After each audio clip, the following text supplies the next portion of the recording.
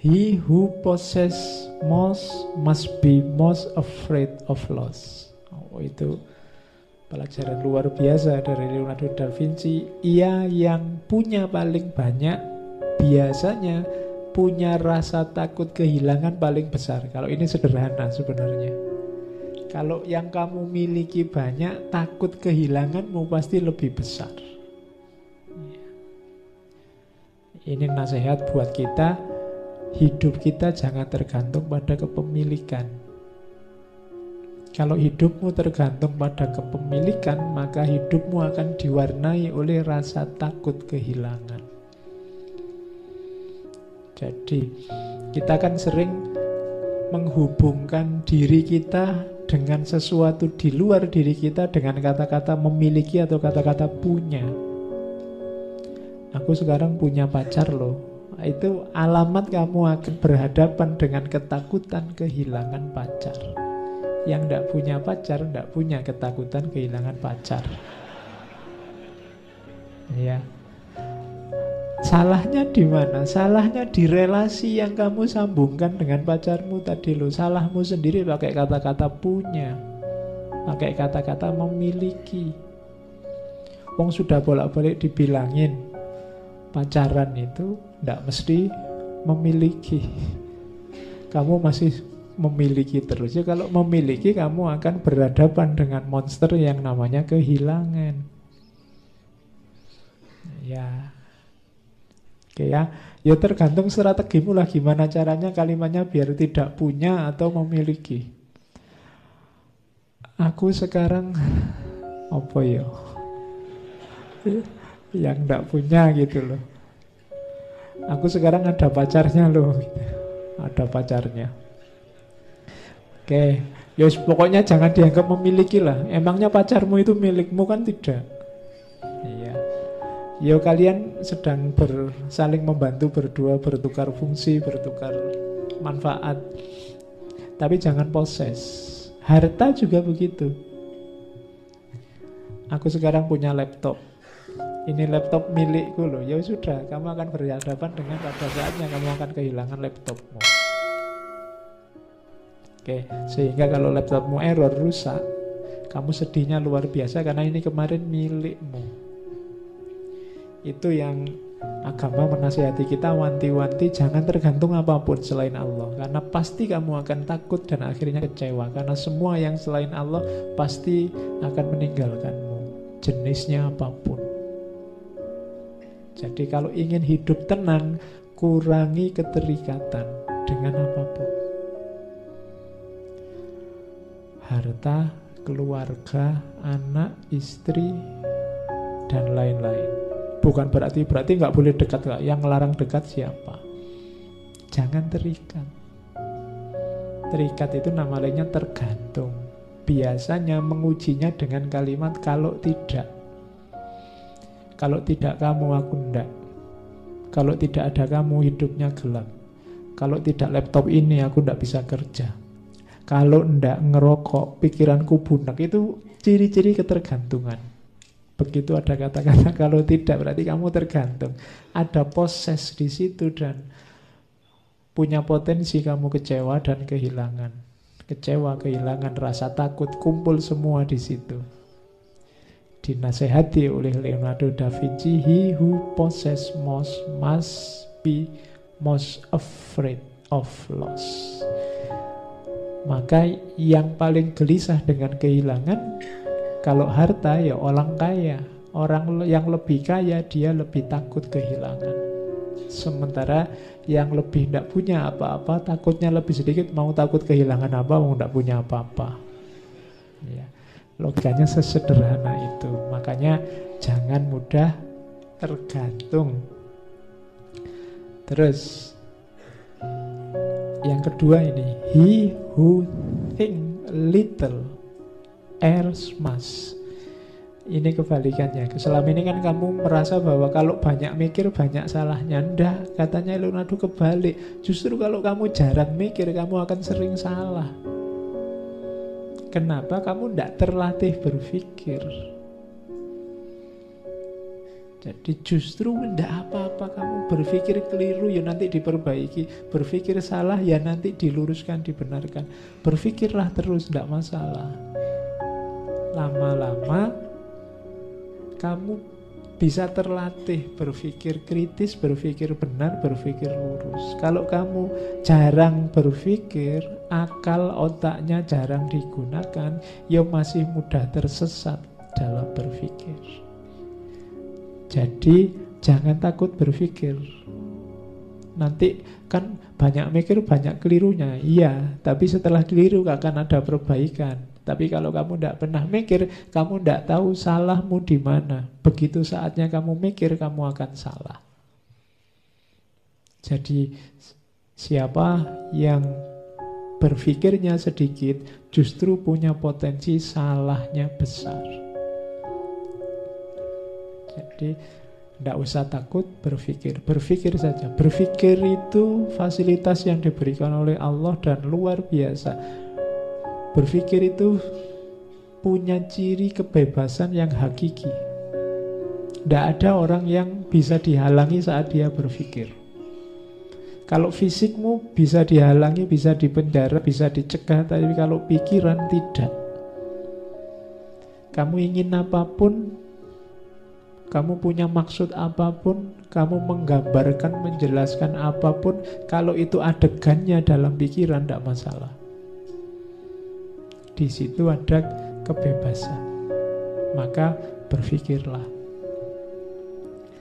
Kemudian ada lagi, nah gandengannya mikir itu ngomong, he who truly knows has no occasion to shout. Dia, siapapun yang sudah tahu dengan pasti, biasanya tidak ada lagi kesempatan untuk teriak-teriak. Orang yang masih ribut dengan kebenarannya, biasanya dia masih belum terlalu yakin dengan kebenarannya. Orang yang masih sibuk ingin menunjukkan salahnya orang lain, biasanya itu dilakukan dalam rangka menegaskan benarnya dirinya. Kalau dia masih butuh ingin menegaskan benarnya dirinya, sebenarnya dia belum terlalu yakin dengan kebenarannya sendiri. Jadi he who truly knows has no occasion to shout. Kalau kamu sudah tahu kebenaran, biasanya kamu tenang, tidak ribut. Pokoknya aku tahu sendiri kok, kamu mau ngomong apa terserah kamu. Aku sudah ngerti yang sejati. Tapi kalau kamu masih ribut, masih pingin tahu salahnya orang lain di mana karena yang benar itu aku, biasanya kamu masih butuh justifikasi dari kebenaranmu yang terletak dalam salahnya orang lain. Nah ini kita harus hati-hati dengan kebenaran yang kita miliki, karena kadang-kadang kita itu kan sibuk nyari kesalahan orang lain. Itu sebenarnya ciri bahwa kita belum terlalu yakin dengan kebenaran kita sendiri. Kalau kita sudah yakin mantap dengan kebenaran kita, biasanya kita tidak butuh lagi penjelasan bahwa orang lain lebih buruk, lebih salah dari kita. Bahwa orang lain yang keliru dan kita satu-satunya yang benar. Kalau sudah yakin ya sudah. Kamu yakin benar bahwa pilihanmu paling cocok, atau kamu yakin bahwa di kampung ini yang paling ganteng aku misalnya, itu kamu kan sudah tenang. Tapi kalau kamu masih nyari, loh itu kan lebih jelek, itu kan lebih jelek, itu menunjukkan kamu tidak terlalu yakin dengan kegantenganmu. Kami masih butuh untuk dijejer orang yang lebih jelek untuk menegaskan bahwa kamulah yang paling ganteng. Jadi ini boleh kamu jadikan rumus bahwa yang masih ribut untuk mencari siapa yang salah, kemungkinan dia masih belum terlalu yakin dengan kebenarannya sendiri. Kalau dalam tradisi filsafat Islam, ilmu kalam, ada istilah sukunun nafas. Sukunun nafas itu tenangnya jiwa. Jadi di antara parameternya kebenaran itu sukunun nafas. Kalau kamu sudah nyampe pada terminal kebenaran, jiwamu tenang. Sudah tahu aslinya, saya tenang sudah. Tapi kalau belum, masih mencari-cari justifikasi pembenaran, biasanya masih belum tahu. Terus yang panjang, he who does not go beyond his master is a poor pupil. Jadi siapa yang masih belum bisa melampaui gurunya, dia adalah murid yang jelek. Nah, ini Leonardo da Vinci loh ya. Berarti misimu sebenarnya adalah kamu harus lebih pinter, lebih cerdas, lebih luar biasa dibandingkan guru-gurumu. Kalau hanya sama, itu pun tetap dianggap kamu murid yang jelek. Kenapa bisa begitu loh? Gurumu itu anak zamannya. Dia sampai dalam keilmuannya sebatas wawasan dinamika kehidupannya. Sementara hidup itu dinamis, maka wawasanmu harusnya nambahi wawasan gurumu, sehingga kamu harusnya lebih luas dari gurumu. Itu menunjukkan gurumu sukses. Kalau hanya sama, berarti kamu hanya mengcopy paste gagasan-gagasannya gurumu. Kamu harus lebih itu melampaui. Cuma kan kamu selalu bilang, apa yang mungkin Pak, saya bisa melampaui guruku. Ya kalau saya bilang tadi ya, kalau kamu sudah bilang begitu ya tidak mungkin sudah. Kamu mimpi aja tidak berani ya tidak mungkin. Mungkin. Kalau kamu tidak bisa melampaui gurumu, kenapa kok disebut murid yang jelek? Berarti kamu hanya mengulang, menghafalkan yang disampaikan oleh gurumu. Tidak bisa mengembangkan. Guru yang sukses adalah guru yang ilmunya mampu menginspirasi murid-muridnya.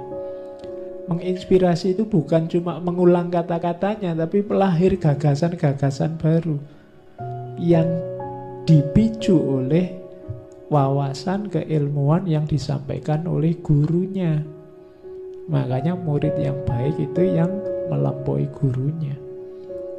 Jadi kalian misalnya diperintah oleh takmir-takmir, barang siapa yang ingin mentranskrip ngaji ini, silahkan. Itu tulisan yang bagus, yang kamu tidak copy paste apa yang saya omongkan. Kalau hanya copy paste yang saya omongkan, orang lebih suka ngapain baca tulisanmu, dengar rekamannya, selesai. Tapi kamu olah versimu, tidak masalah. Namaku tidak usah disebut, nggak masalah. Terinspirasi itu kan bukan hanya ikut, tapi lahir gagasan baru, lahir pencerahan baru versimu. Yo nanti namanya pakai namamu. Nah itulah, he who does not go beyond his master is poor pupil. Kalau yang ungu itu, he who does not value life does not deserve it. Orang yang tidak menghargai kehidupan tidak layak untuk hidup. Wong gak kamu hargai. Oke, ini penjelasannya kalian sudah ngerti. He who wishes to be rich within a day will be hanged within a year. Siapa yang ingin kaya mendadak, dalam sehari dia ingin langsung kaya, maka tunggulah setahun lagi dia akan digantung. Tidak ada jalan instan untuk sukses. Jangan mudah tertipu oleh iklan-iklan promosi. Kaya mendadak. Ikut ini sebentar saja langsung wis tau. Ndak ono rumus kayak gitu, ndak ada. Orang paling jenius di dunia, Leonardo da Vinci, ngomongnya semacam itu. Kamu bulan kayak gini masih ketipu. Ndak ada yang instan. Langsung sukses, langsung jaya, langsung dari mana jalannya langsung. Ujung-ujungnya ketipu. Tidak ada. Kalau ada yang menjanjikan setahun, sehari kamu bisa kaya, tahun depan orang ini mesti sudah digantung, katanya Leonardo. Jadi ndaklah, jangan ketipu yang gitu-gitu. Semua ada prosesnya. Untuk jadi seorang Leonardo da Vinci juga ada proses panjang, ada banyak rasa sakit yang harus dia alami.